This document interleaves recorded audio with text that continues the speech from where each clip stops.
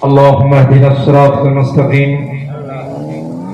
صراط الذين أنعمت عليهم من النبيين والصديقين والشهداء والصالحين ربنا ظلمنا أنفسنا وإن لم تغفر لنا وترحمنا لنكونن من الخاسرين ربنا فاغفر لنا ذنوبنا وكفر عنا سيئاتنا وتوفنا مع الأبرار رب ارحمهما كما ربياني صغيرا رب ارحمهما كما ربياني صغيرا রব্বুল আলামিন আল্লাহ দীর্ঘক্ষণ পর্যন্ত বসে ইমাম উলামা পরিষদের উদ্যোগে আয়োজিত আজকের সিরাত মাহফিলে দীর্ঘক্ষণ পর্যন্ত তোমার হাবিবের পবিত্র জীবন আদর্শ নিয়ে আলোচনা শোনার পর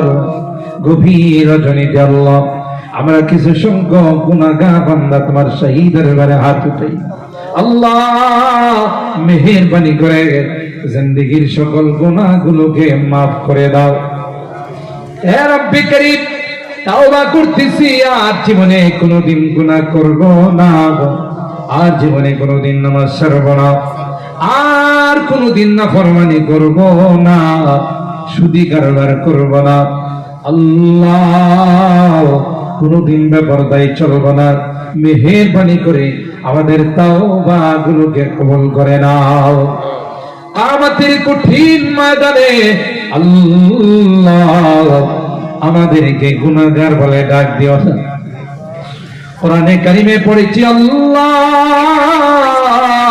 গুনাহগারদেরকে তুমি গুনাহগার বলে ডাক দিবে আর বলবে ওয়ামতাজুল ইয়াউমা আইয়ুহাল মুজরিমুন এ পাপিষ্ঠের দলেরা আমার নেককার বান্দাদের থেকে আলাদা হয়ে যাও ওই দিন যদি আমাদেরকে তুমি গুনাহগার বলে ডাক দাও কার কাছে যাব কে আমাদেরকে maaf করবে তাই তো আল্লাহ ভিক্ষুকের মতো দুইখানা হাত বাড়াইছি কাঙ্গালের মতো দুইখানা হাত বাড়াইছি আল্লাহ মেহেরবানি করে আমাদের গুনাহগুলোকে maaf করে দাও ইয়া আল্লাহ আমাদের রোগীদেরকে পরিপূর্ণ শিফা নসিব করে দাও অভাবীদের অভাবকে দূর করে দাও পেরেশানি ওয়ালাদের পেরেশানিকে দূর করে দাও মুসিবত জাদাদেরকে মুসিবত থেকে উদ্ধার করে দাও ইয়া আল্লাহ ইমাম উলামা পরিষদ যে সুন্দর আয়োজন করেছেন আল্লাহ তাদের ইলমে আমলে হায়াতে বরকত নসিব করে দাও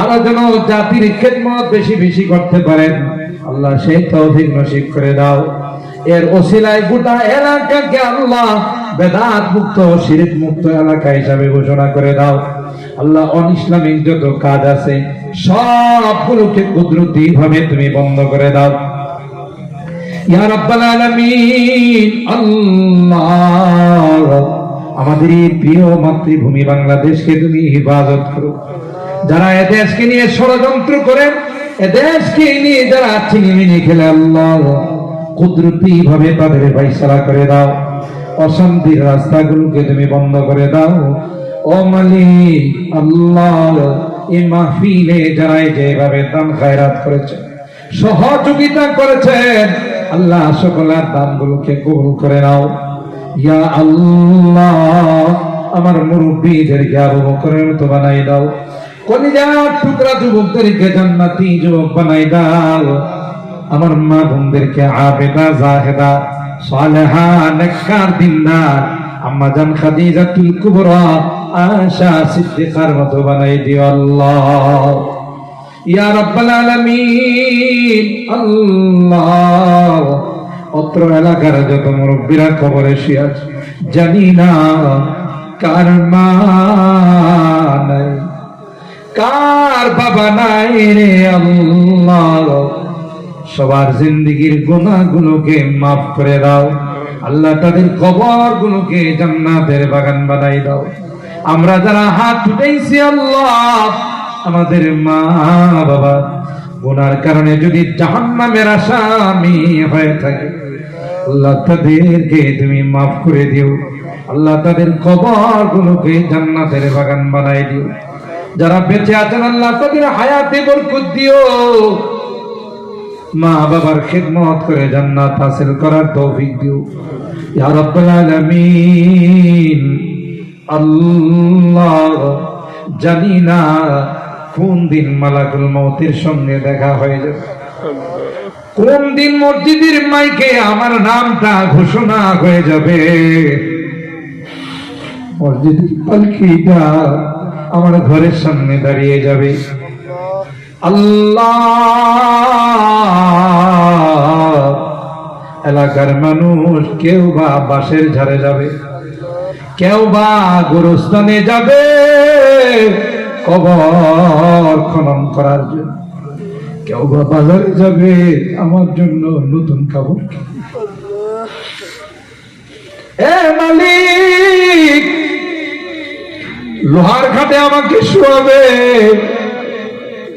আমি বড় ব্যথা পাব, চিৎকার করে তাদেরকে আমি বড় ব্যথা পাই। জীবনে কোনোদিন লোহার ঘাটে শুয়ে যাই না, জাজিমে শুয়েছি, সেগুন কাঠের খাটে শুয়েছি, তোমরা আমাকে আজকে কেন লোহার কাঠে শোয়াই? আমার গায়ে গরম পানি ঢেলে দিবে, আমি বলবো আর পানি ঢালিস না, গরম লাগে রে। কেউ যে আমার কথাগুলো শুনে আতর গোলাপ দিয়া সাজাবে, আল্লাহ নতুন কাপড় পরাইয়া আমাকে পালকিতে করে আমার সাজানো ঘর থেকে বের করে ফেলবে। কত কষ্ট করে রক্ত পানি করে ঘরটাকে সুন্দর করে সাজাইলাম, আজকে ঘরওয়ালা ঘর আছে, ঘরওয়ালা নাই রে। আমার জন্য আমার আত্মীয় স্বজন সন্তানরা কান্দবে, তাদের কান্নায় আকাশ বাতাস ভারী হয়ে যাবে, বলবে আমার আব্বুকে কোথায় নিয়ে যাও? আর কি কোনদিন আব্বু বলে ডাক দিতে পারবে? স্ত্রীর কান্নায়